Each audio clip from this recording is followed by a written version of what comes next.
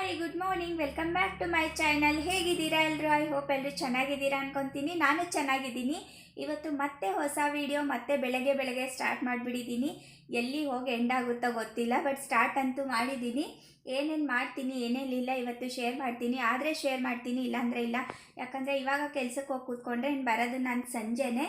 So ಹಾಗಾಗಿ ನೆನ್ನೆ ಏನಾಗಿತ್ತು ಗೊತ್ತಾ, ತುಂಬ ಟೈರ್ಡ್ ಫೀಲ್ ಆಗ್ತಾಯಿತ್ತು. ನಾನು ನನ್ನ ಮಗಳಿಗೆ ಹೇಳಿದೆ, ಮಮ್ಮು ಚಪಾತಿ ಮಾಡಿಬಿಡಿ ಇವತ್ತು, ನೀನೇ ಮಾಡಿಬಿಡು ಅಂತ. ಯಪ್ಪ ಅವಾಂತರ ಮಾಡಿಬಿಟ್ಟಿದ್ದು ಕಿಚನ್ ರೂಮ್ಗೆ. ಇವತ್ತು ಬೆಳಗ್ಗೆ 4 ಗಂಟೆಗೆ ಎದ್ದಿದ್ದೀನಿ ನಾನು. ಅದು ಕ್ಲೀನ್ ಮಾಡೋಕ್ಕೇ ಬೆಳಗ್ಗೆ 4 ಗಂಟೆ ಫುಲ್ 1.5 ಅವರ್ ಆಯಿತು ನನಗೆ ಫುಲ್ ಎಲ್ಲ ಕ್ಲೀನ್ ಮಾಡಿ ಅಡುಗೆ ಮಾಡೋಕ್ಕೆ. ಅಂದರೂ ಇನ್ ಟೈಮ್ ಎಲ್ಲ ಆಗೋಯ್ತು. ಇನ್ನೊಂದು ಸಾರಿ ಅವಳಿಗೆ ಏನೂ ಹೇಳಲ್ಲ ನಾನು. ತುಂಬ ಟಯರ್ಡ್ ಆಗಿತ್ತಾ, ಹಂಗಾಗಿ ಮಾಡು ಮಮ್ಮು ಅಂತ ಹೇಳಿದೆ. ಅವಳಾ ಯಪ್ಪ ಕೇಳಬೇಡಿ ನೀವು. ಇವತ್ತು ಬೆಳಗ್ಗೆ ನಾನೇನು ಮಾಡಿದೆ, ನೀನು ಮಾಡು ಅಂದೆ, ನಾನು ಮಾಡಿದೆ ಅಂತ ಇದ್ಲು. ಸೊ ಹಾಗಾಗಿ ಹಾಗೇನಿಲ್ಲ, ಅಂದರೆ ಹಾಗೆ ಮಾಡ್ತಾನೆ ಕಲಿತಾರೆ. ಆ್ಯಕ್ಚುಲಿ ನಾವು ಹಾಗೆ ಮಾಡಿದ್ದು. ನನಗೂ ಏನೂ ಬರ್ತಾ ಇರಲಿಲ್ಲ, ನಾನು ಆ ಥರನೇ ಕಲಿತೆ. ಸೊ ಎಲ್ಲ ಹುಟ್ಟಿದ ತಕ್ಷಣವೇ ಎಲ್ರಿಗೂ ಯಾರಿಗೂ ಏನೂ ಬರಲ್ಲ ಅಲ್ವಾ. ಅವಳು ಕಲಿತಾ ಇದ್ದಾಳೆ, ಇನ್ನೂ ಚಿಕ್ಕ ಪಾಪು, ಅಷ್ಟಾದರೂ ಮಾಡಿದ್ದಾಳೆ. ಅದು ಒಂದು ಗ್ರೇಟು. ಯಾಕಂದರೆ ಇನ್ನೂ ಅವಳು ಇವಾಗ 6th ಮಾಡಿದ್ದಾಳೆ ಅಂದರೆ ಗ್ರೇಟು. ಚೆನ್ನಾಗಿ ಮಾಡಿದ್ಲು, ಚಪಾತಿ ಎಲ್ಲ ಮಾಡಿದ್ಲು, ಚಪಾತಿ ಮಾಡಿದ್ಲು, ಅನ್ನ ಮಾಡಿದ್ಲು. ಅವಳೇ ಅಂದರೆ ಫಸ್ಟಿಂದ ಅವಳೇ ಪ್ರಿಪೇರ್ ಮಾಡಿದ್ದಾಳೆ. ಹಿಟ್ಟು ಕಲಿಸೋದ್ರಿಂದನೂ ಅವಳೇ ಮಾಡಿದ್ಲು.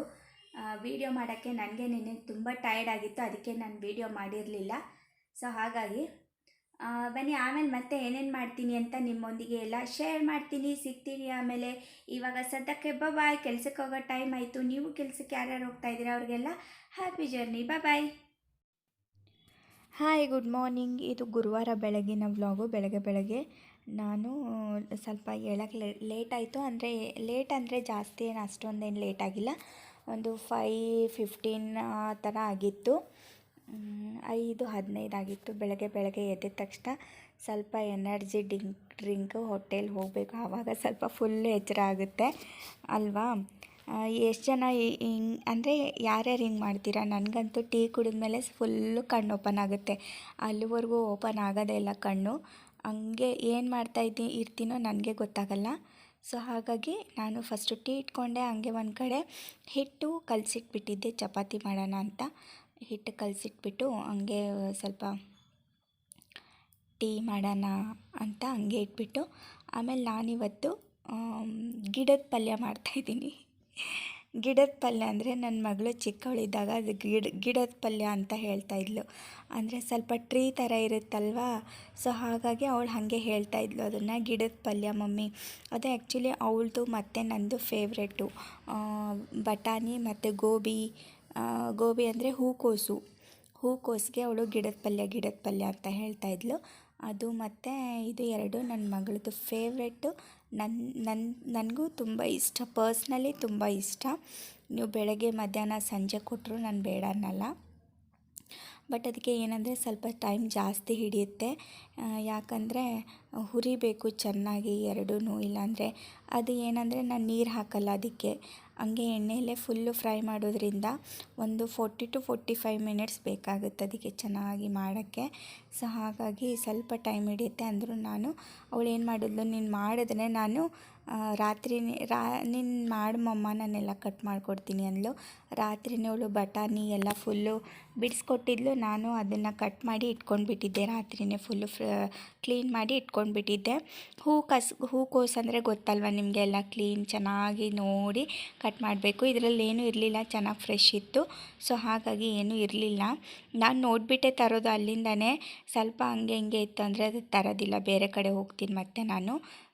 ಸೊ ಹಾಗಾಗಿ ಇವತ್ತು ನಂದು ಮತ್ತು ಚಿನ್ನಿ ಫೇವ್ರೆಟ್ ಗಿಡದ ಪಲ್ಯ ಮಾಡಿದ್ವಿ ನಾವು. ನೋಡೋಕ್ಕೆ ಚೆನ್ನಾಗಿದೆ ಅಲ್ವಾ, ಕೇಳೋಕ್ಕೆ. ಅವಳು ಹಂಗೆ ಅಂತ ಇದ್ಲು ನನ್ನ ಮಗಳು ಚಿಕ್ಕವಳಿದ್ದಾಗ, ಮಮ್ಮಿ ಏನು ಮಾಡಲಿ ಅಂತ ಕೇಳಿದರೆ ಗಿಡದ ಪಲ್ಯ ಮಾಡು ಮಮ್ಮಿ ಅಂತ ಹೇಳ್ತಾಯಿದ್ಲು. ಆ್ಯಕ್ಚುಲಿ ನಾನು ಮುಂಚೆ ಕೆಲ್ಸಕ್ಕೆ ಹೋಗ್ತಾ ಇರಲಿಲ್ಲ, ಮನೇಲಿ ಇರ್ತಾಯಿದ್ನಲ್ಲ. ಸೊ ಹಾಗಾಗಿ ಇವಾಗ ಹತ್ತತ್ರ ಒಂದು 6 years ಆಯಿತು ಕೆಲ್ಸಕ್ಕೆ ಹೋಗೋಕ್ಕೆ ಸ್ಟಾರ್ಟ್ ಮಾಡಿದ್ದು. ಅಂದರೆ ಕೆಲಸಕ್ಕೆ ಹೋಗುವಾಗಲೂ ನನಗೇನು ಅಷ್ಟೊಂದು ಕಷ್ಟ ಅಂತ ಅನ್ನಿಸ್ತಾ ಇರಲಿಲ್ಲ. ಬಟ್ ಇವಾಗ ನಾನೊಬ್ಬಳೇ ಎಲ್ಲ ಮಾಡಬೇಕಲ್ವ. ಸೊ ಹಾಗಾಗಿ ನನಗೆ ಮ್ಯಾನೇಜ್ ಆಗೋಲ್ಲ, ಸ್ಯಾಲ್ರಿಗೂ ನನಗೂ ಎಲ್ಲ ಮ್ಯಾನೇಜ್ ಆಗೋಲ್ಲ. ಇವಾಗ ಸ್ವಲ್ಪ ಕಷ್ಟ ಆಗುತ್ತೆ. ಇಲ್ಲಾಂದರೆ ಮುಂಚೆ ನನ್ನ ಸ್ಯಾಲ್ರಿ ಬಂದ ತಕ್ಷಣ ಜಸ್ಟ್ ನಾನು ಶಾಪಿಂಗು ಅದು ಇದು ಅಂತ ಮಾಡ್ತಾಯಿದ್ದೆ. ಏನಂದರೆ ದುಡ್ಡಿನ ಬೆಲೆನೇ ಗೊತ್ತಿರಲಿಲ್ಲ ನನಗೆ. ಬಟ್ ಇವಾಗ ಗೊತ್ತಾಗ್ತಾ ಇದೆ ದುಡ್ಡು ಅಂದರೆ ಏನು, ದುಡ್ಡಿನ ಬೆಲೆ ಏನು ಅಂದರೆ. ಇವಾಗಲೂ ಅಷ್ಟೇ, ನಾನು ದುಡ್ಡಿಗೆ ಎಷ್ಟು ಪ್ರಿಫ್ರೆನ್ಸ್ ಕೊಡಬೇಕೋ ಅಷ್ಟೇ ಕೊಡೋದು. ದುಡ್ಡಿನ ಹಿಂದೆನೇ ಓಡಲ್ಲ ನಾನು. ಅಂದರೆ ಮನುಷ್ಯರು ನಂದೇನು ಗೊತ್ತಾ, ನೋಡಿ ಟೀ ಕುಡಿತಾ ಇದ್ದೀನಿ. ನಂದೇನು ಅಂತಂದರೆ ನನ್ನ ಪಾಲಿಸಿ ಫಸ್ಟು ಮನುಷ್ಯರಿಗೆ ಪ್ರಿಫ್ರೆನ್ಸ್ ಜಾಸ್ತಿ ಕೊಡಬೇಕು. ಮನುಷ್ಯನ ಬೆಲೆ ಏನು ಅಂತ ನನಗೆ ಆ್ಯಕ್ಚುಲಿ ನಾನು ದುಡ್ಡಿಂದ ಯಾವತ್ತೂ ಓಡಲ್ಲ. ಹಾಗಂತ ನನಗೆ ಇವಾಗಲೂ ನನಗೆ ದೇವ್ರೇನು ಕಮ್ಮಿ ಇಟ್ಟಿಲ್ಲ. ಮೇ ಬಿ ನಂದು ಆ ಗುಣ ದೇವ್ರಿಗೆ ಇಷ್ಟ ಏನೋ ಗೊತ್ತಿಲ್ಲ. ನಾನು ಯಾವತ್ತೂ ಒಂದು ಕಡೆ ದೇವರು, ಒಂದು ಕಡೆ ದುಡ್ಡು, ಒಂದು ಕಡೆ ಮನುಷ್ಯರಿಗಿಟ್ಟರೆ ನಿಜ ನಾನು ಮನುಷ್ಯರಿಗೆ ಪ್ರಿಫ್ರೆನ್ಸ್ ಜಾಸ್ತಿ ಕೊಡೋದು. ಯಾಕಂದರೆ ನಾನು ನೋಡಿ ನನ್ನ ಕಿಚನ್ ರೂಮ್ ಎಷ್ಟು ಹೆಂಗಾಗಿದೆ ಅಂತ ಅಂದರೆ ನೋಡಿ, ಅದೆಲ್ಲ ಕ್ಲೀನ್ ಮಾಡೋಕ್ಕೆ ನನಗೆ 1 hour ಆಗುತ್ತೆ. ದುಡ್ಡಿಗೆ ಜಾಸ್ತಿ ಬೆಲೆ ಕೊಡಲ್ಲ ನಾನು.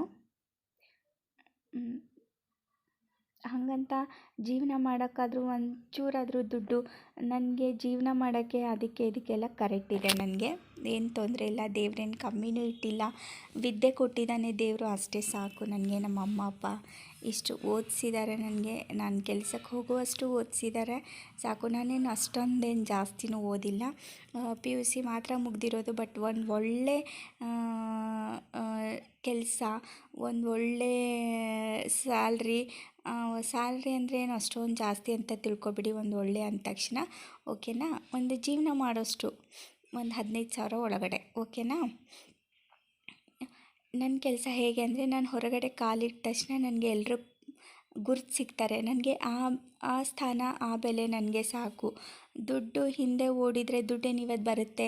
ಇವತ್ತು ನಾವು ಹೀಗಿದ್ದೀವಿ ಮತ್ತು ನಾಳೆ ಹೇಗಿರ್ತೀವೋ ಗೊತ್ತಿರಲ್ಲ.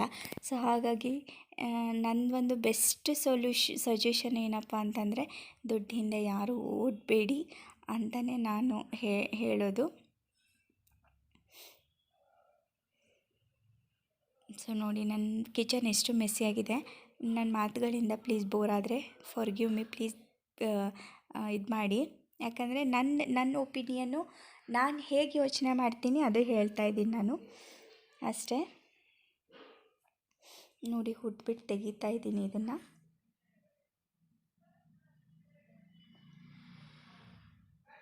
ನನಗೆ ಕಷ್ಟ ಅಂತ ಬಂದಾಗ ನನಗೆ ಎಲ್ಲಿಂದಾದರೂ ದುಡ್ಡು ಸಿಗುತ್ತೆ ನಿಜ. ನಮ್ಮ ಅಪ್ಪ ಆದರೂ ಕೊಡ್ತಾರೆ. ನಾನು ಕೇಳಲ್ಲ, ನಾನು ಬಾಯಿ ಬಿಟ್ಟು ಕೇಳಲ್ಲ. ನಮ್ಮ ಅಪ್ಪ ಆದರೂ ಕೊಡ್ತಾರೆ, ಇಲ್ಲ ನಮ್ಮ ಬಾಸ್ ಆದರೂ ಎಂತಕ್ಕಾದರೂ ಕೊಡ್ತಾರೆ. ನನಗೆ ಹೇಗೋ ಸಿಗುತ್ತೆ ಅಷ್ಟೇ, ನನಗೆ ಸಾಕು ಜೀವನಕ್ಕೆ ಅಲ್ವಾ.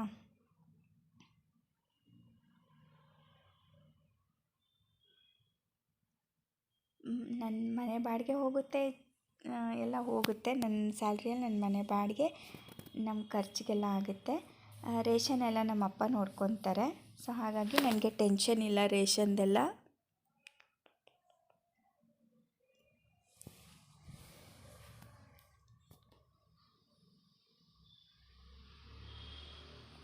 ಚಪಾತಿ ಮಾಡಿಬಿಟ್ಟು ರೈಸ್ಗಿಟ್ಟು ಪಲ್ಯ ಮಾಡೋಷ್ಟರಲ್ಲಿ ನನಗೆ ಸುಮಾರು ಒಂದು 7 ಗಂಟೆ ಆಗಿತ್ತು.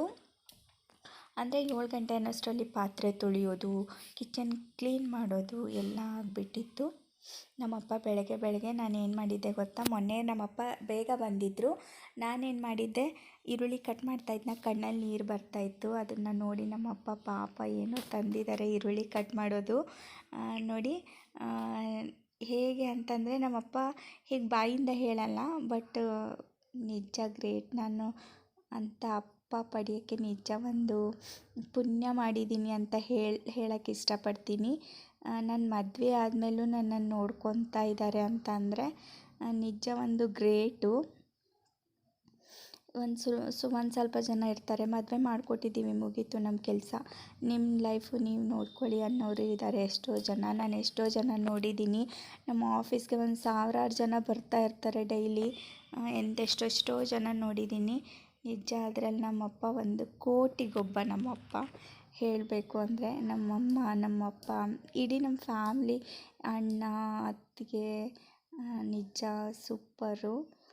ನನ್ನ ಕೆಳಗಡೆ ನಡೆದ್ರೆ ಮಣ್ಣಾಗುತ್ತೇನೋ ಅಂತ ನೋಡ್ಕೊತಾರೆ. ಇನ್ನೂ ಅಷ್ಟೇ, ನಾನು ಇಷ್ಟು ದೊಡ್ಡವಳಾಗಿದ್ದೀನಿ ಅಂದ್ರೂ ಅವರು ಒಂದು ಚೂರು ಇದು ಮಾಡಲ್ಲ. ನೋಡಿ ನಮ್ಮಪ್ಪ ತಂದಿದ್ದ ಪ್ರಾಡಕ್ಟ್ ತೋರಿಸ್ತಾ ಇದ್ದೀನಿ ನಾನು. ಅದೇ ಆ್ಯಕ್ಚುಲಿ ಏನು ಗೊತ್ತಾ, ಅದು ಹಿಂದೆ ಬರ್ತಾಯಿತ್ತು, ಬಟ್ ತುಂಬ ಚೂರು ಅಂದರೆ ಒಂದು ಪೇಸ್ಟ್ ಥರ ಬರ್ತಾಯಿತ್ತು. ಇವಾಗೆಲ್ಲ ಈರುಳ್ಳಿ ಕಟ್ ಮಾಡೋಕ್ಕಿದೆ. ಅದು ನ್ಯೂ ವರ್ಷನ್, ಹಳೆ ಬಾಕ್ಸು ಬಟ್ ನ್ಯೂ ವರ್ಷನ್ನು ಈರುಳ್ಳಿ ಕಟ್ ಮಾಡೋಕ್ಕೇ ನಮ್ಮಪ್ಪ ತಂದಿರೋದು. ನಾನು ನಿನ್ನೆ ಕಣ್ಣಲ್ಲಿ ನೀರು ಬರ್ತಾಯಿತ್ತು, ಕಟ್ ಮಾಡೋದವ್ರು ನೋಡಿದ್ದಾರೆ. ಡೈಲಿ ಅಷ್ಟು ಅಬ್ಸರ್ವ್ ಮಾಡಲ್ಲ, ಮೊನ್ನೆ ಬೇಗನೆ ಬಂದುಬಿಟ್ಟಿದ್ರು. ಅದಕ್ಕೆ ಅದನ್ನು ಅವರು ನೋಡಿ ನನಗೂ ಖುಷಿಯಾಯಿತು. ಆ್ಯಕ್ಚುಲಿ ಚೆನ್ನಾಗಿದೆ. ನಮ್ಮಮ್ಮ ಹಿಂದೆ ತಂದಿದ್ದರು ನಮಗೆ. ಅದೇ ಹಿಂದೆ ಏನಾದರೂ ತಂದರೆ ನಮ್ಗೆ ತುಂಬ ಖುಷಿ ಆಗ್ತಾಯಿತ್ತು. ಇವಾಗಲೂ ಹಾಗೆ ಚೆನ್ನಾಗಿದೆ.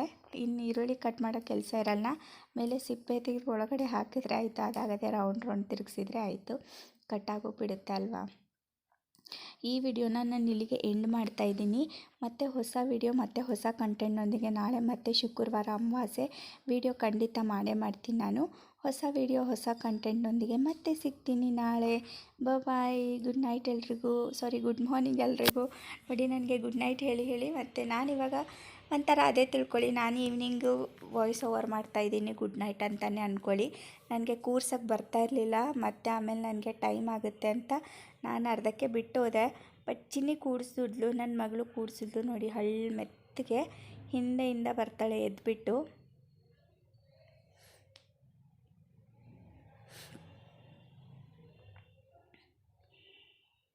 ಬರೋದೇ ಇಲ್ಲ ನನಗೆ ಅದು.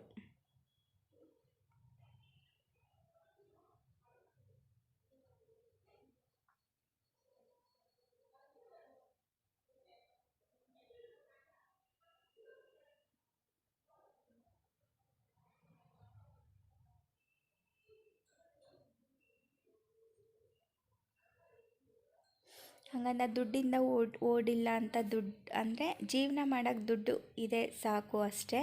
ನನಗೆ ಅದೇ ಬೇಕು, ನನಗಿದೇ ಬೇಕು, ನನಗೆ ಆ ಥರ ಲೈಫೇ ಬೇಕು, ನನಗೆ ಈ ಥರ ಲೈಫೇ ಬೇಕು ಅಂತ ನಾನು ಯಾವತ್ತೂ ಕೇಳಿಲ್ಲ. ಓಕೆನಾ.